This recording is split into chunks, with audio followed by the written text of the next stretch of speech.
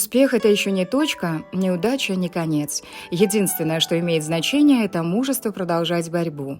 Именно так считает предприниматель, глава бизнес-платформы «Табарман», эксперт в области электронной коммерции Марсель Салахунов.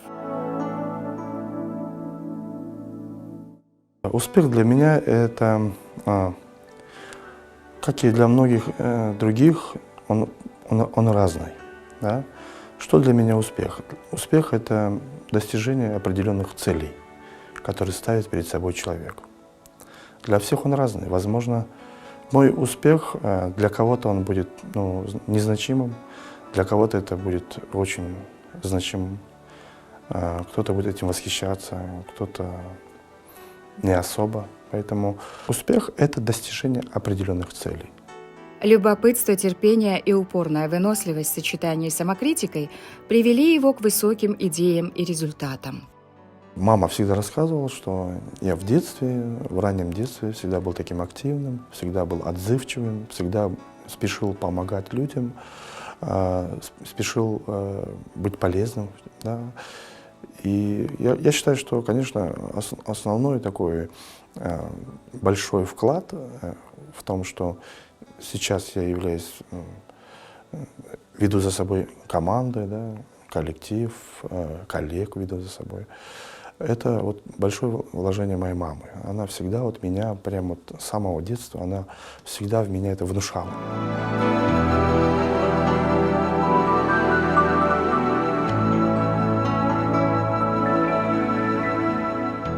Марсель всегда считал, чтобы добиться успеха, нужна некоторая доля безумия и невероятной веры в результат.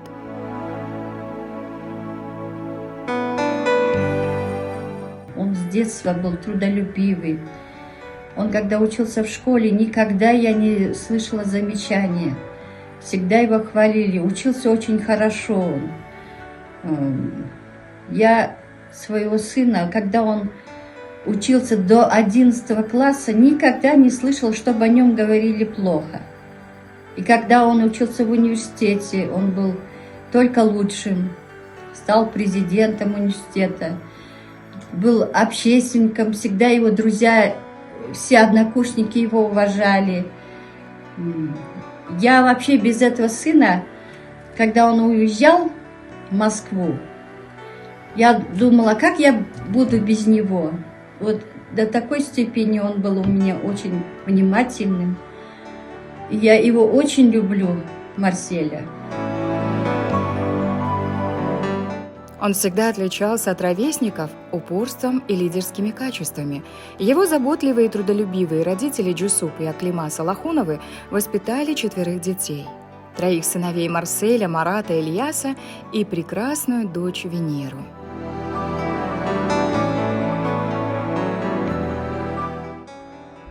Одним словом, я скажу, что мы очень любим. И гордимся. И гордимся. А все у меня самые сыновья такие чудные, дочка.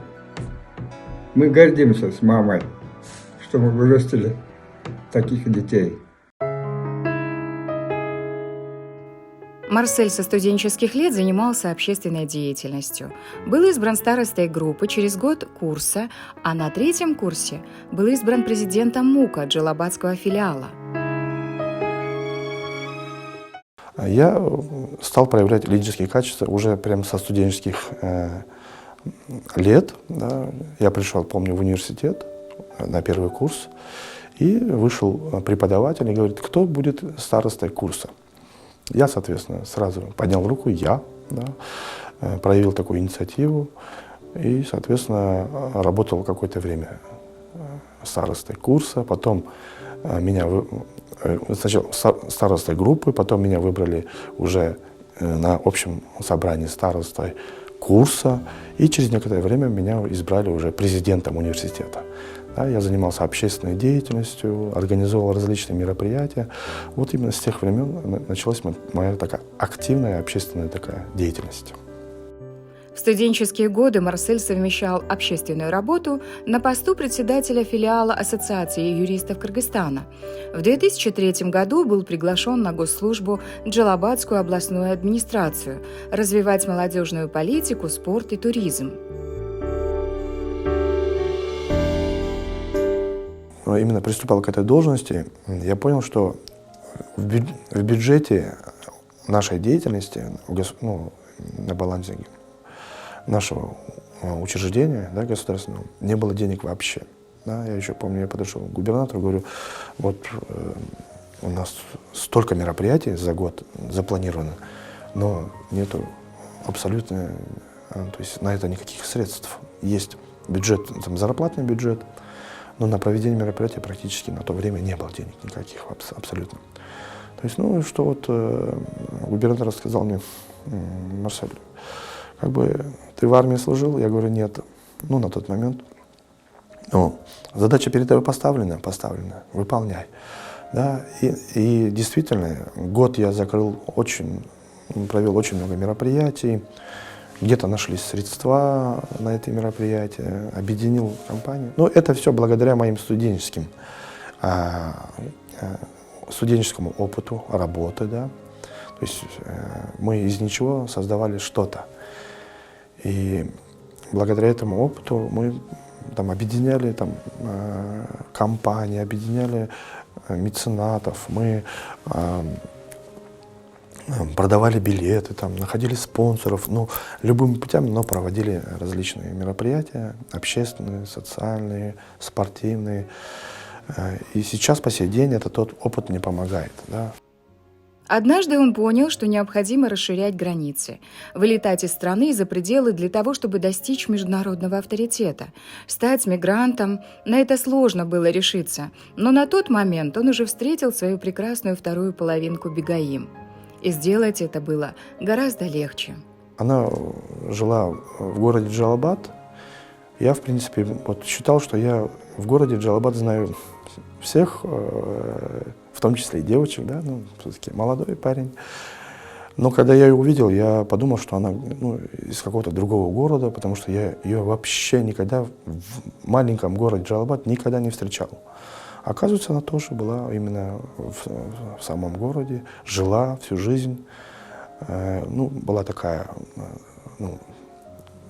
домашняя девочка, так сказать, особо никуда не ходила, но тем не менее она именно получила очень такое достойное, на мой взгляд, воспитание от своих родителей. Становление в Москве было сложным, неоднозначным. Приходилось работать от разнорабочего до охранника.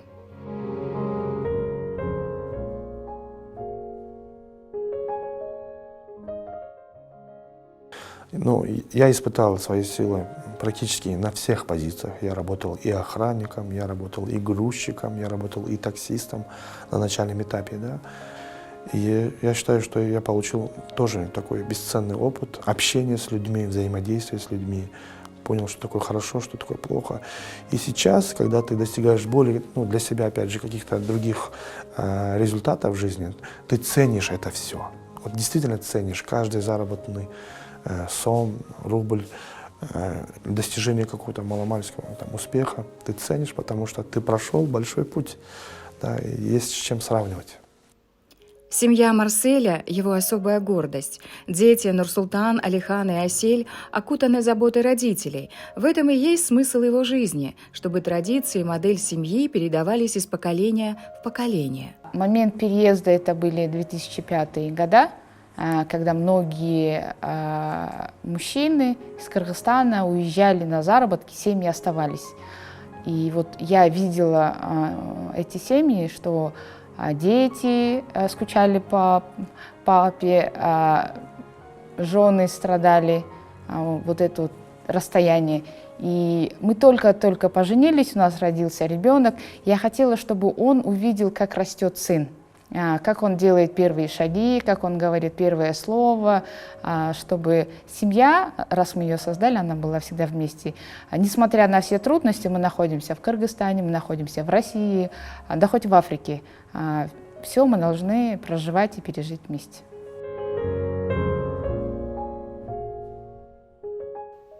Даже в самое сложное время становления и адаптации за рубежом Марсель всегда находил время для заботы о детях.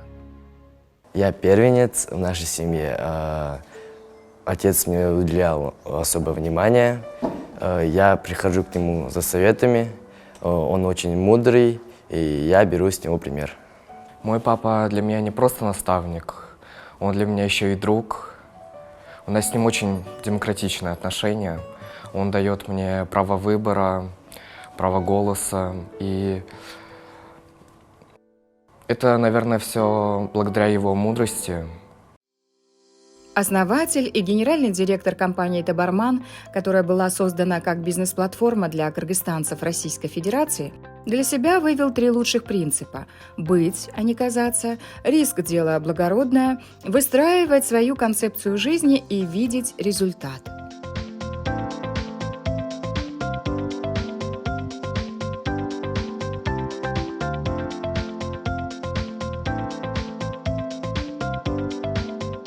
Организовал такой первый бизнес-форум, да, где собрал на одной сцене успешных людей,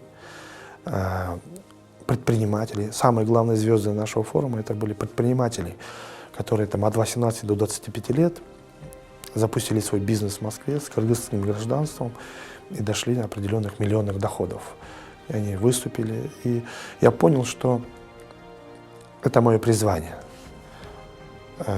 Призвание того, что направлять людей, помогать людям, зажигать в них сердца именно в плане развития, саморазвития, создания бизнесов. С 2018 года на базе платформы «Табарман» обучились и запустили свои бизнес-проекты более 1000 кыргызстанцев. Большинство из них являются успешными в своей области предпринимательства. Сотни из них уже выступают как инвесторы в экономику Кыргызской республики.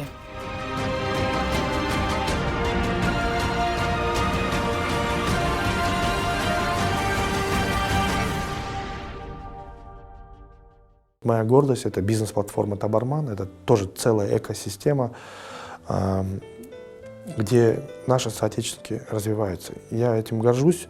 На сегодняшний день мы создали более 500 рабочих мест.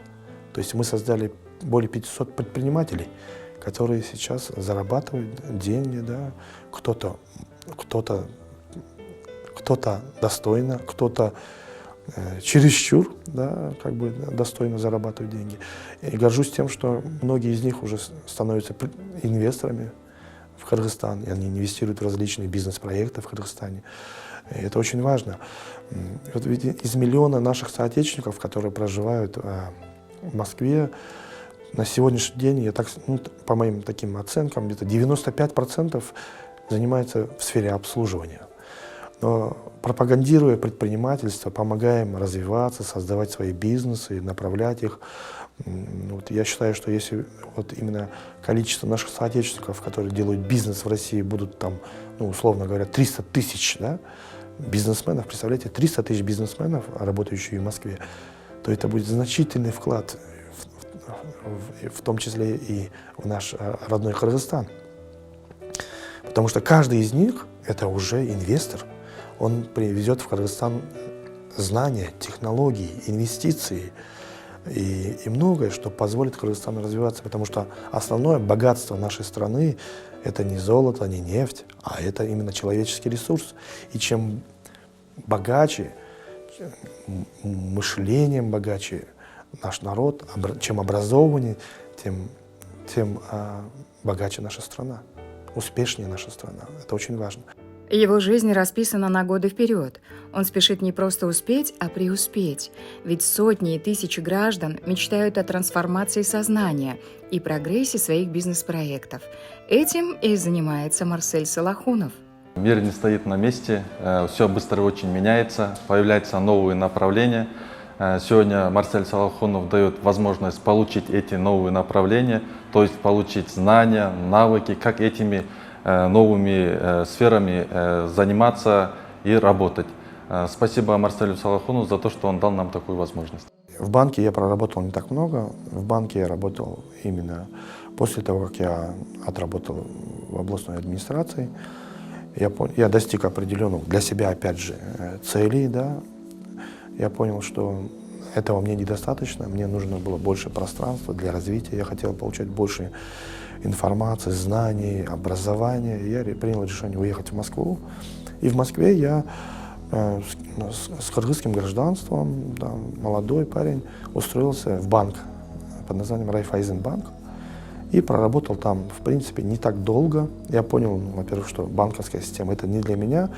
Но в последующем вот эти вот знания, они позволили мне создать собственный сервис, банковский сервис, который я создал для соотечественников, систему денежных переводов.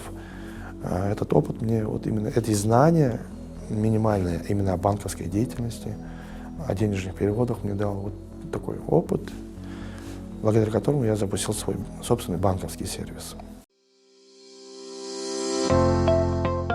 Совокупный торговый оборот предпринимателей Тебарман составляет более 1 миллиарда сомов. С 2023 года компания Тебарман совместно с Кыргызпочтасы активно масштабируется. Вы знаете, в Москве наша компания, вот, наши ученики, они вот в совокупности, мы посчитали, сделали торговый оборот более 1 миллиарда рублей. Представляете? Более 1 миллиарда.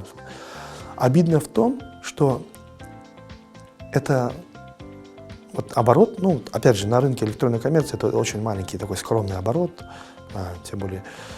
Но, тем не менее, мы поняли, что мы продаем в основном китайский товар, турецкий товар, российский товар, да, вот в этом товарообороте.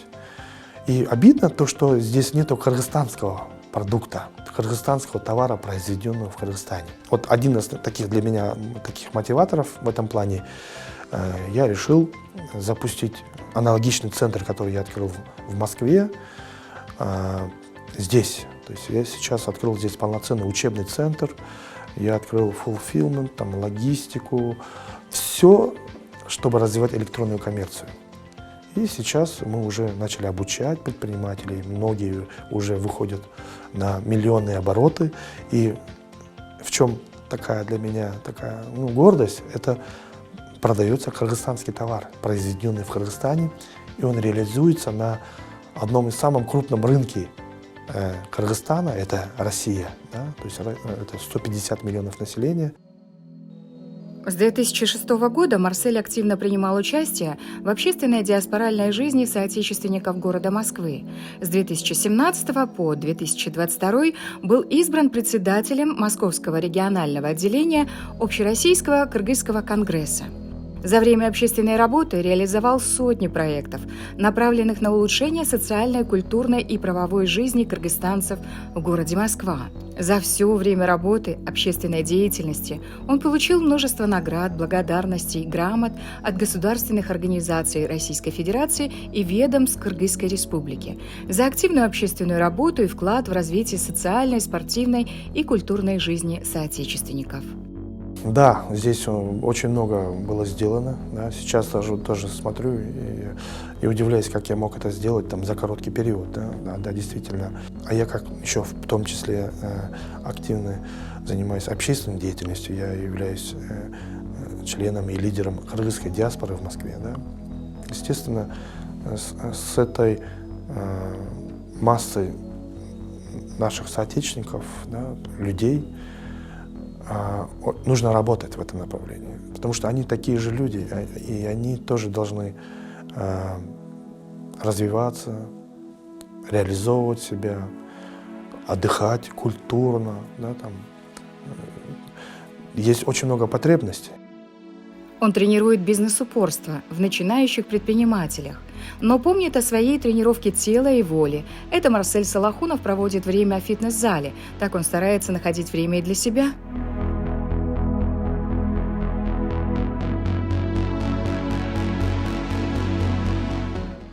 Это музей Великой Пустоты, куда он приезжает для перезагрузки. Картины, солнечный портал, пирамида, час пребывания и заряд на месяц.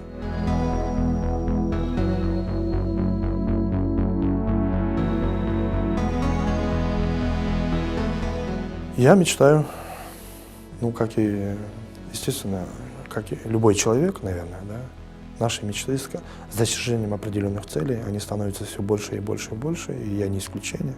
Естественно, я мечтаю, если говорить о каких-то карьерных или бизнес-направлениях, конечно, я мечтаю построить крупную компанию с миллиардной тоже капитализацией, да, быть таким наверное, как это сейчас модно говорить, меценатом. И все ради того, чтобы также опять приносить пользу обществу, приносить пользу людям. Да.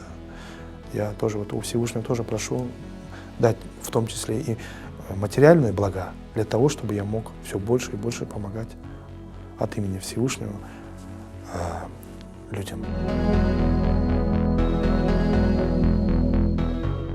Набраться сил и вновь помчаться по жизненной траектории – это в его характере.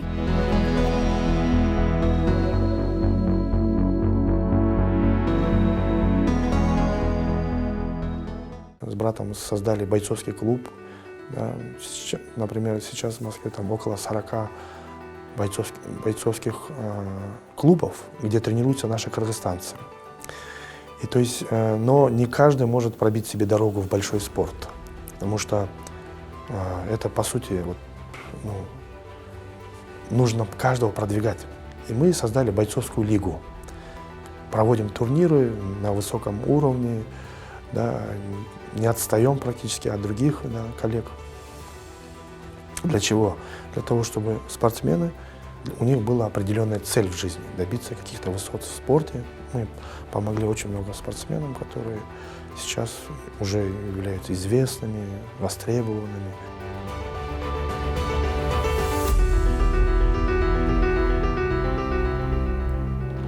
В 2017 году Марсель с братом основали бойцовскую лигу «Эмир Fighting Championship». Клуб ММА – амбициозный и грандиозный проект для Марселя и его младшего брата Марата. Они воспитали многих именитых спортсменов, которые сейчас на Олимпе ММА.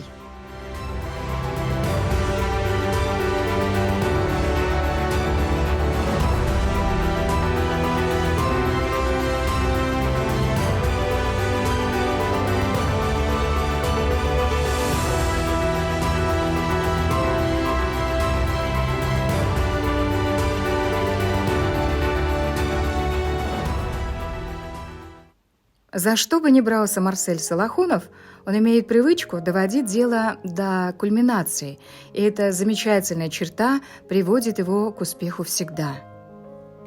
Кыргызстан — это не только шелковый путь, там электронный шелковый путь. Это страна больших возможностей. Это страна с свободным народом. Это страна с гордым народом. Это страна... Вы знаете, мы везде отличаемся в плане, наш кыргызский народ, он везде отличается, всегда впереди планеты всей.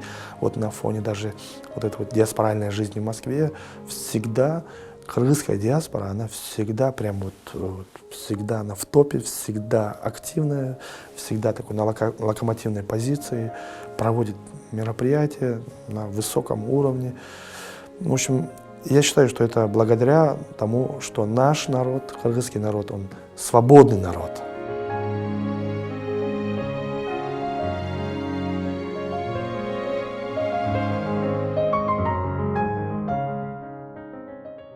Своим ученикам Марсель постоянно твердит: изменение – это всегда страшно, но никто не изменит за вас вашу жизнь.